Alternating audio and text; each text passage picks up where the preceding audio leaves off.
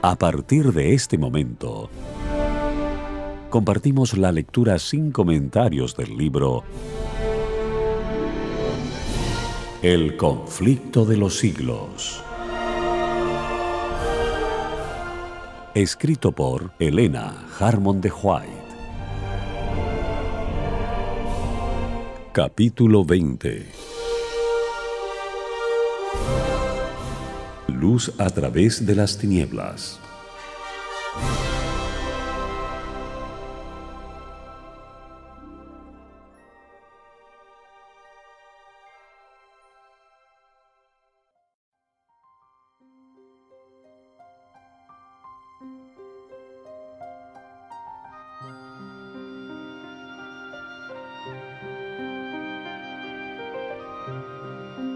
La obra de Dios en la tierra presenta, siglo tras siglo, sorprendente analogía en cada gran movimiento reformatorio o religioso.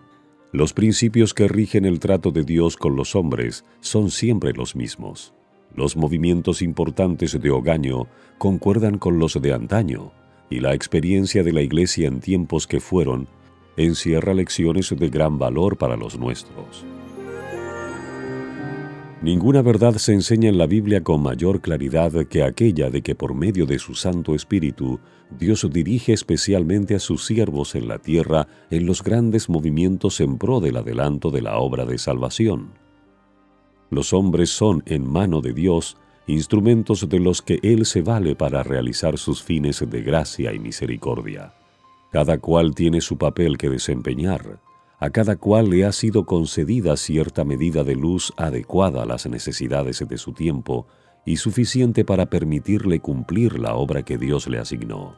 Sin embargo, ningún hombre, por mucho que le haya honrado el cielo, alcanzó jamás a comprender completamente el gran plan de la redención, ni siquiera a apreciar debidamente el propósito divino en la obra para su propia época. Los hombres no entienden por completo lo que Dios quisiera cumplir por medio de la obra que les da que hacer. No entienden, en todo su alcance, el mensaje que proclaman en su nombre. ¿Puedes tú descubrir las cosas recónditas de Dios? ¿Puedes hasta lo sumo llegar a conocer al Todopoderoso? Mis pensamientos no son vuestros pensamientos, ni vuestros caminos son mis caminos, dice Jehová. Porque como los cielos son más altos que la tierra, así mis caminos son más altos que vuestros caminos, y mis pensamientos que vuestros pensamientos. Yo soy Dios, y no hay ninguno como yo, que declaro el fin desde el principio, y desde la antigüedad cosas aún no hechas. Job 11:7, Isaías 55, 8 y 9, y 46, 9 y 10. Ni siquiera los profetas que fueron favorecidos por la iluminación especial del Espíritu comprendieron del todo el alcance de las revelaciones que les fueron concedidas. Su significado debía ser aclarado de siglo en siglo a medida que el pueblo de Dios necesitase la instrucción contenida en ellas. Escribiendo San Pedro acerca de la salvación dada a conocer por el Evangelio, dice: respecto de la cual salvación buscaron e inquirieron diligentemente los profetas, que profetizaron de la gracia que estaba reservada para vosotros, inquiriendo qué cosa o qué manera de tiempo indicaba el Espíritu de Cristo que estaba en ellos, cuando de antemano daba testimonio de los padecimientos que durarían hasta Cristo y de las glorias que los seguirían, a quienes fue revelado que no para sí mismos, sino para nosotros ministraban estas cosas. Primera de Pedro 1, 10 al 12. No obstante, a pesar de no haber sido dado a los profetas que comprendiesen enteramente las cosas que les fueron reveladas, procuraron con fervor toda la luz que Dios había tenido a bien manifestar. Buscaron e inquirieron diligentemente, inquiriendo qué cosa o qué manera de tiempo indicaba el Espíritu de Cristo que estaba en ellos. ¡Qué lección para el pueblo de Dios en la era cristiana, para cuyo beneficio estas profecías fueron dadas a sus siervos, a quienes fue revelado que no para sí mismos, sino para nosotros ministraban estas cosas! Considerad a esos santos hombres de Dios que buscaron e inquirieron diligentemente tocante a las revelaciones que les fueron dadas para generaciones que aún no habían nacido. Comparad su santo celo con la indiferencia con que los favorecidos en edades posteriores trataron este don del cielo. ¡Qué censura contra la apatía, amiga de la comodidad y de la mundanalidad que se contenta con declarar que no se pueden entender las profecías!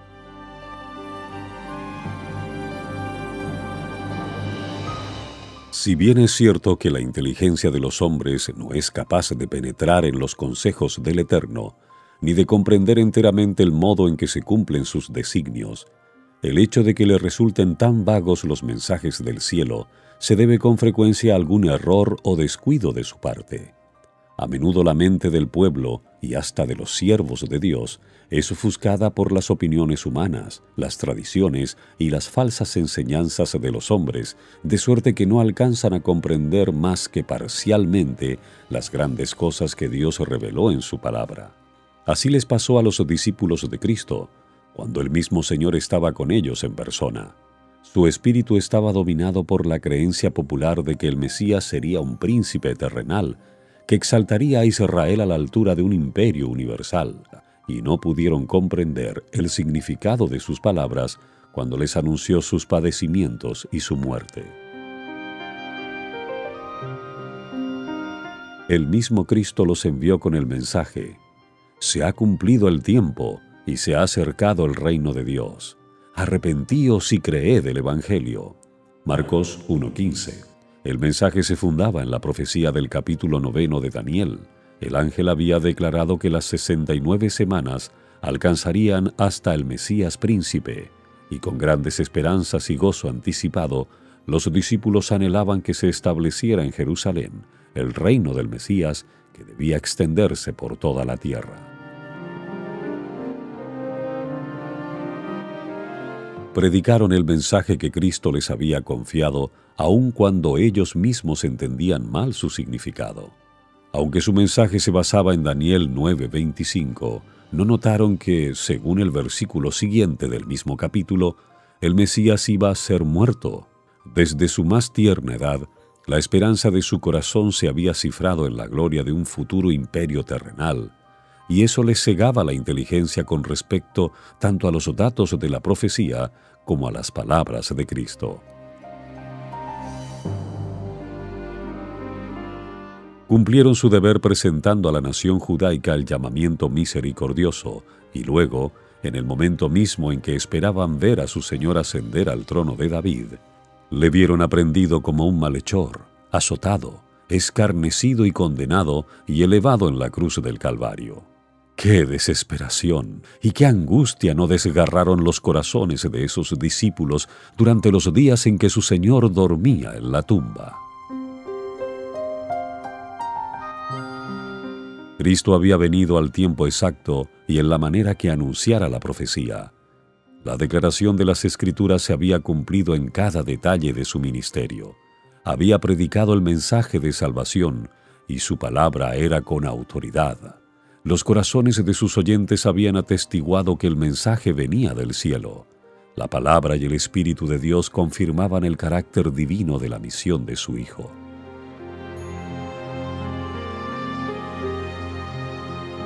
Los discípulos seguían aferrándose a su amado Maestro con afecto indisoluble, y sin embargo sus espíritus estaban envueltos en la incertidumbre y la duda. En su angustia, no recordaron las palabras de Cristo que aludían a sus padecimientos y a su muerte. Si Jesús de Nazaret hubiese sido el verdadero Mesías, ¿habríanse visto ellos sumidos así en el dolor y el desengaño? Tal era la pregunta que les atormentaba el alma mientras el Salvador descansaba en el sepulcro durante las horas desesperanzadas de aquel sábado que medió entre su muerte y su resurrección. Aunque el tétrico dolor dominaba a estos discípulos de Jesús, no por eso fueron abandonados. El profeta dice: «Aunque more en tinieblas, Jehová será mi luz.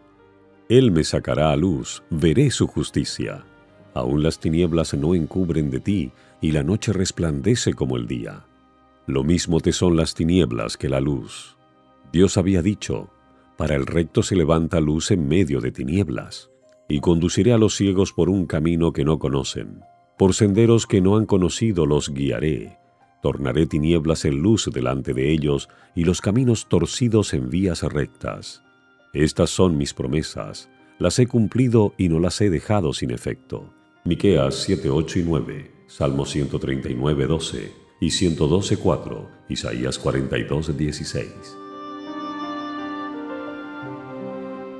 Lo que los discípulos habían anunciado en nombre de su Señor era exacto en todo sentido, y los acontecimientos predichos estaban realizándose en ese mismo momento.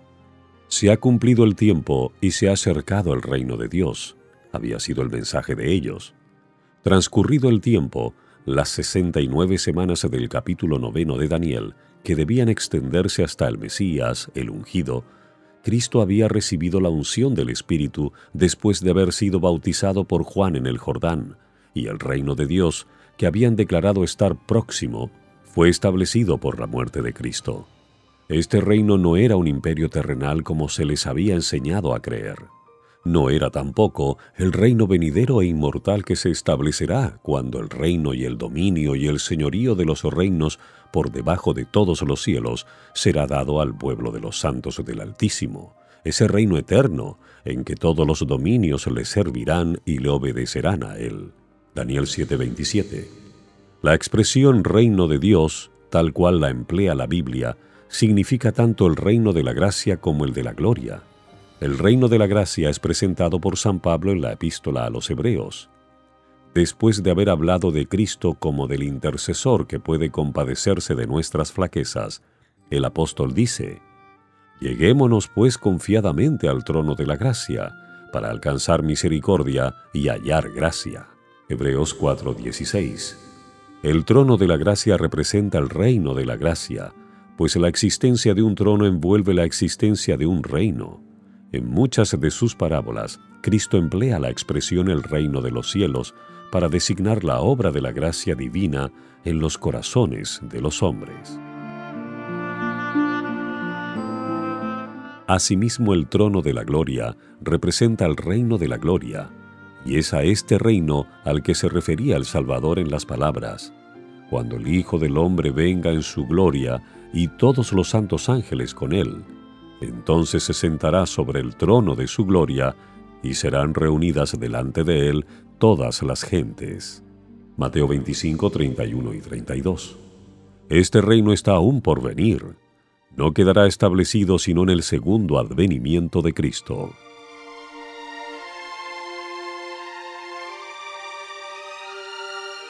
El reino de la gracia fue instituido inmediatamente después de la caída del hombre, cuando se ideó un plan para la redención de la raza culpable. Este reino existía entonces en el designio de Dios y por su promesa, y mediante la fe de los hombres podían hacerse sus súbditos. Sin embargo, no fue establecido en realidad hasta la muerte de Cristo. Aún después de haber iniciado su misión terrenal, el Salvador, cansado de la obstinación e ingratitud de los hombres, habría podido retroceder ante el sacrificio del Calvario. En Getsemaní, la copa del dolor le tembló en la mano. Aún entonces hubiera podido enjugar el sudor de sangre de su frente y dejar que la raza culpable pereciese en su iniquidad. Si así lo hubiera hecho, no habría habido redención para la humanidad caída.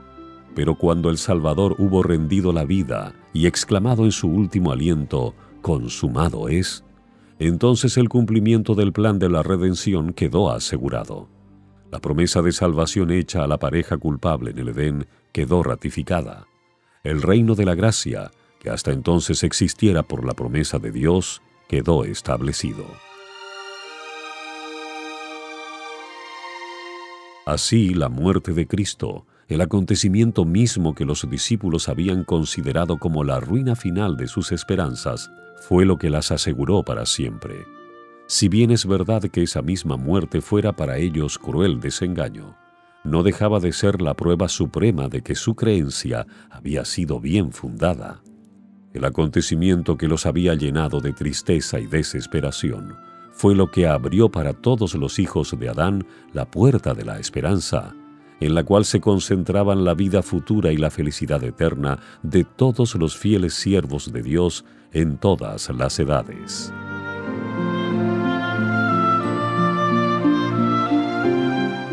Los designios de la misericordia infinita alcanzaban a cumplirse, hasta por medio del desengaño de los discípulos. Si bien sus corazones habían sido ganados por la gracia divina y el poder de las enseñanzas de aquel que hablaba como jamás habló hombre alguno, conservaban mezclada con el oro puro de su amor a Jesús la liga vil del orgullo humano y de las ambiciones egoístas.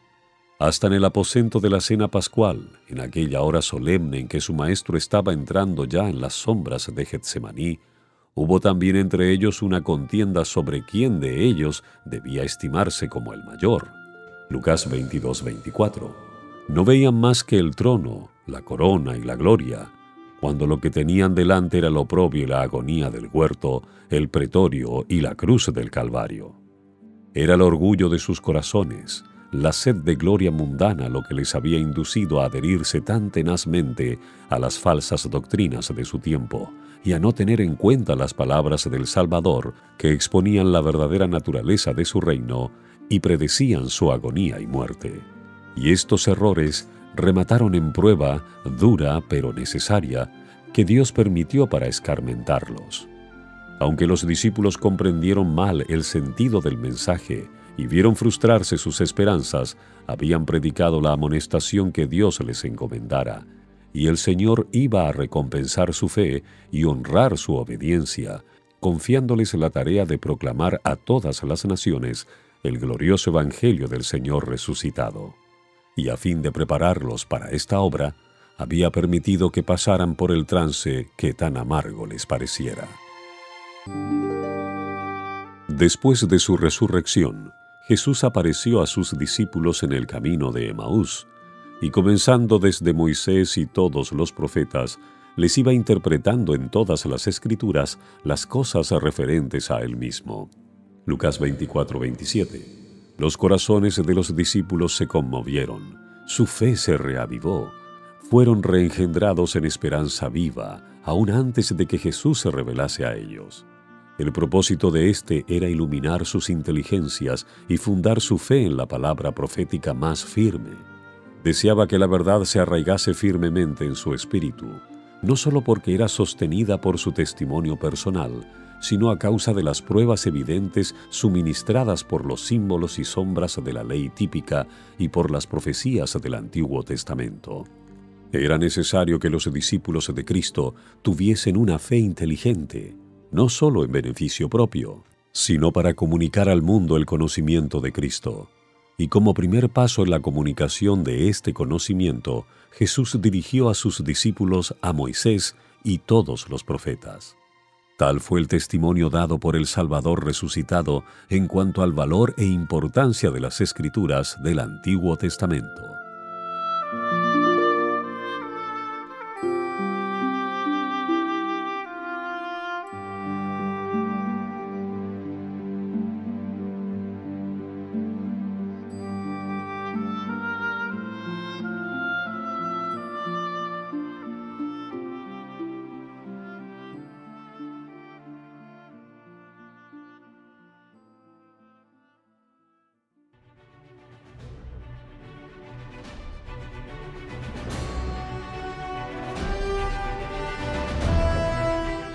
Seguimos presentando la lectura sin comentarios del libro El conflicto de los siglos. Capítulo 20. Luz a través de las tinieblas.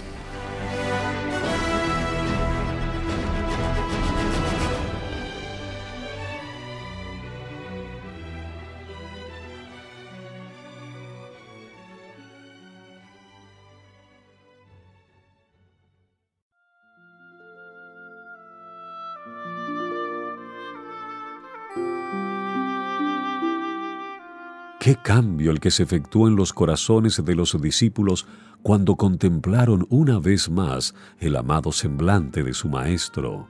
Lucas 24:32.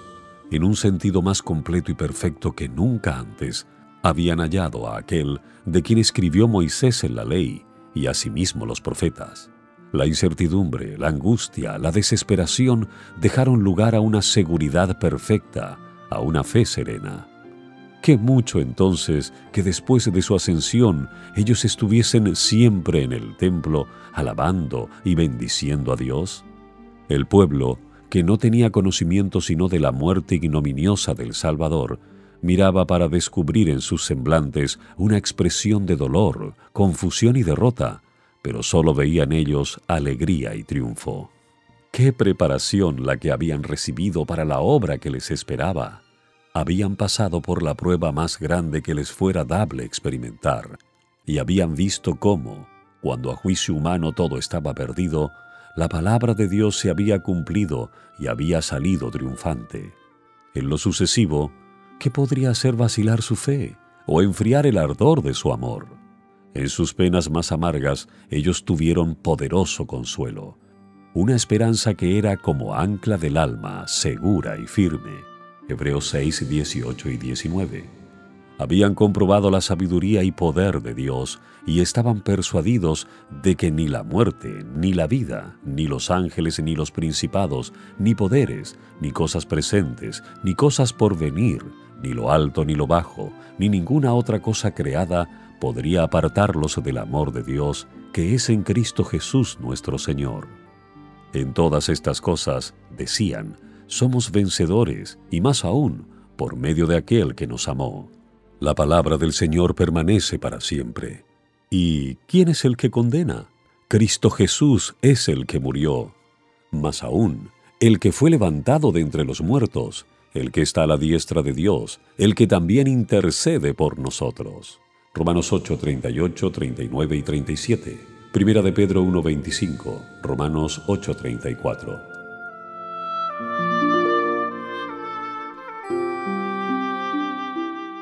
El Señor dice, nunca jamás será mi pueblo avergonzado. Joel 2:26. Una noche podrá durar el lloro, mas a la mañana vendrá la alegría. Salmo 35. Cuando en el día de su resurrección, estos discípulos encontraron al Salvador, y sus corazones ardieron al escuchar sus palabras, cuando miraron su cabeza, sus manos y sus pies que habían sido heridos por ellos, cuando antes de su ascensión Jesús les llevara hasta cerca de Betania y levantando sus manos para bendecirlos, les dijera, «Id por todo el mundo, predicad el Evangelio a toda criatura», y agregara, «He aquí yo estoy con vosotros todos los días hasta el fin del mundo». Marcos 16:15, Mateo 28:20. Cuando en el día de Pentecostés descendió el Consolador prometido, y por el poder de lo alto que les fue dado a las almas de los creyentes, se estremecieron con el sentimiento de la presencia de su Señor, que ya había ascendido al cielo. Entonces, aunque la senda que seguían, como la que siguiera su Maestro, fuera la senda del sacrificio y del martirio, ¿habrían ellos acaso cambiado el ministerio del Evangelio de gracia con la corona de justicia que habían de recibir a su venida, por la gloria de un trono mundano que había sido su esperanza en los comienzos de su discipulado? Aquel que es poderoso para hacer infinitamente más de todo cuanto podemos pedir y aún pensar, les había concedido con la participación en sus sufrimientos la comunión de su gozo, el gozo de llevar muchos hijos a la gloria, dicha indecible, un peso eterno de gloria al que, dice San Pablo, nuestra ligera aflicción que no dura sino por un momento, no es digna de ser comparada.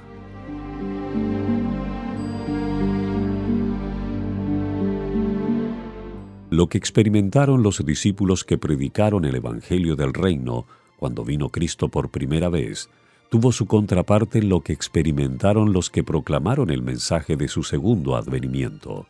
Así como los discípulos fueron predicando, «Se ha cumplido el tiempo y se ha acercado el reino de Dios», así también Miller y sus asociados proclamaron que estaba a punto de terminar el período profético más largo y último de que habla la Biblia, que el juicio era inminente y que el reino eterno iba a ser establecido. La predicación de los discípulos en cuanto al tiempo se basaba en las 70 semanas del capítulo 9 de Daniel. El mensaje proclamado por Miller y sus colaboradores anunciaba la conclusión de los 2300 días de Daniel 8:14, de los cuales las 70 semanas forman parte. En cada caso, la predicación se fundaba en el cumplimiento de una parte diferente del mismo gran periodo profético. Como los primeros discípulos, Guillermo Miller y sus colaboradores no comprendieron ellos mismos enteramente el alcance del mensaje que proclamaban. Los errores que existían desde hacía largo tiempo en la Iglesia les impidieron interpretar correctamente un punto importante de la profecía. Por eso, si bien proclamaron el mensaje que Dios les había confiado para que lo diesen al mundo, sufrieron un desengaño debido a un falso concepto de su significado. Al explicar Daniel 8:14, hasta 2300 tardes y mañanas, entonces será purificado el santuario. Miller, como ya lo hemos dicho, aceptó la creencia general de que la tierra era el santuario, y creyó que la purificación del santuario representaba la purificación de la tierra por el fuego a la venida del Señor. Por consiguiente, cuando echó de ver que el fin de los 2300 días estaba predicho con precisión, sacó la conclusión de que esto revelaba el tiempo del segundo advenimiento. Su error provenía de que había aceptado la creencia popular relativa a lo que constituye el santuario. En el sistema típico, que era sombra del sacrificio y del sacerdocio de Cristo, la purificación del santuario era el último servicio efectuado por el sumo sacerdote en el ciclo anual de su ministerio. Era el acto final de la obra de expiación, una remoción o apartamiento del pecado de Israel. Prefiguraba la obra final en el ministerio de nuestro sumo sacerdote en el cielo, en el acto de borrar los pecados de su pueblo, que están consignados en los libros celestiales. Este servicio envuelve una obra de investigación, una obra de juicio, y precede inmediatamente la venida de Cristo en las nubes del cielo con gran poder y gloria, pues cuando Él venga, la causa de cada uno habrá sido fallada. Jesús dice: «Mi galardón está conmigo, para dar la recompensa a cada uno según sea su obra». Apocalipsis 22:12. Esta obra de juicio que precede inmediatamente al segundo advenimiento es la que se anuncia en el primer mensaje angelical de Apocalipsis 14:7. «Temed a Dios y dadle honra, porque ha llegado la hora de su juicio».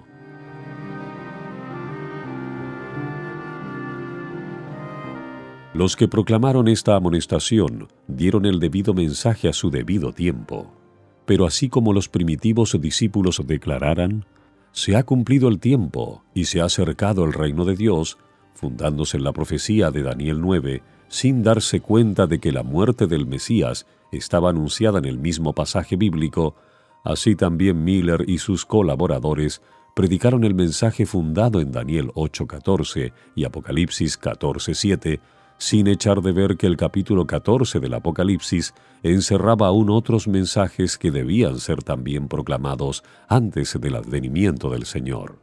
Como los discípulos se equivocaron en cuanto al reino que debía establecerse al fin de las 70 semanas, así también los adventistas se equivocaron en cuanto al acontecimiento que debía producirse al fin de los 2300 días.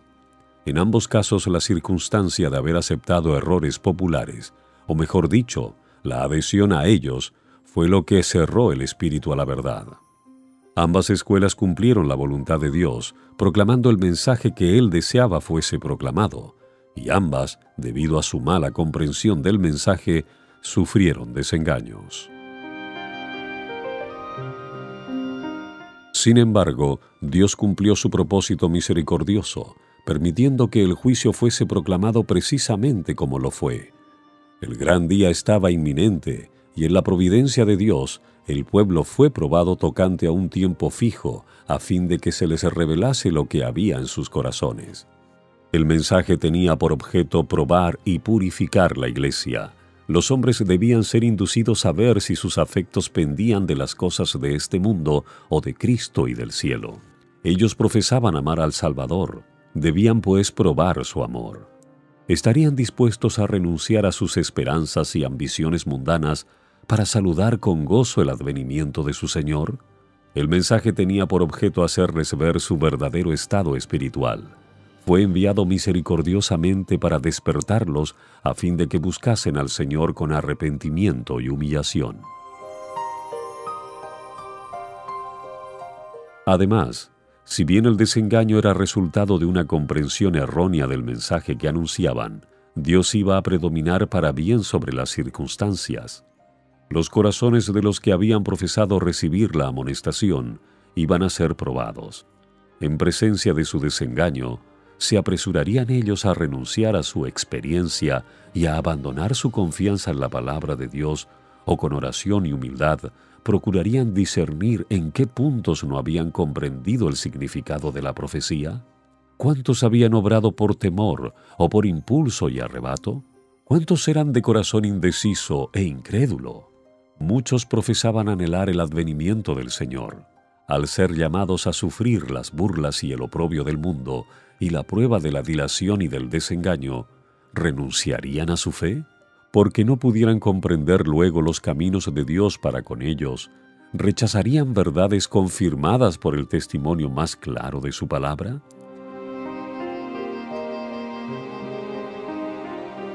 Esta prueba revelaría la fuerza de aquellos que con verdadera fe habían obedecido a lo que creían ser la enseñanza de la palabra y del Espíritu de Dios.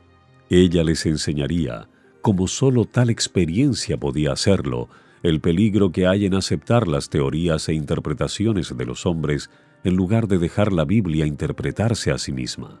La perplejidad y el dolor que iban a resultar de su error producirían en los hijos de la fe el escarmiento necesario. Los inducirían a profundizar aún más el estudio de la palabra profética. Aprenderían a examinar más detenidamente el fundamento de su fe y a rechazar todo lo que no estuviera fundado en la verdad de las Sagradas Escrituras, por muy amplia que fuese su aceptación en el mundo cristiano. A estos creyentes les pasó lo que a los primeros discípulos. Lo que en la hora de la prueba pareciera obscuro a su inteligencia, les fue aclarado después. Cuando vieron el fin que vino del Señor, supieron que a pesar de la prueba que resultó de sus errores, los propósitos del amor divino para con ellos no habían dejado de seguir cumpliéndose. Merced a tan bendita experiencia, llegaron a saber que el Señor es muy misericordioso y compasivo, que todos sus caminos son misericordia y verdad para los que guardan su pacto y sus testimonios.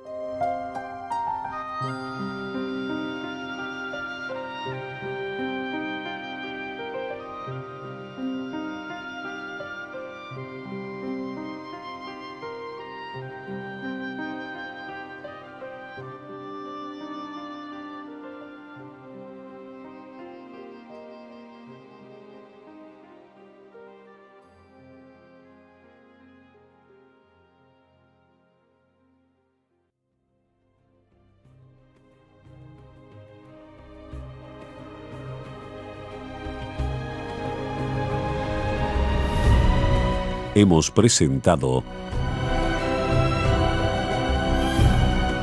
la lectura sin comentarios del libro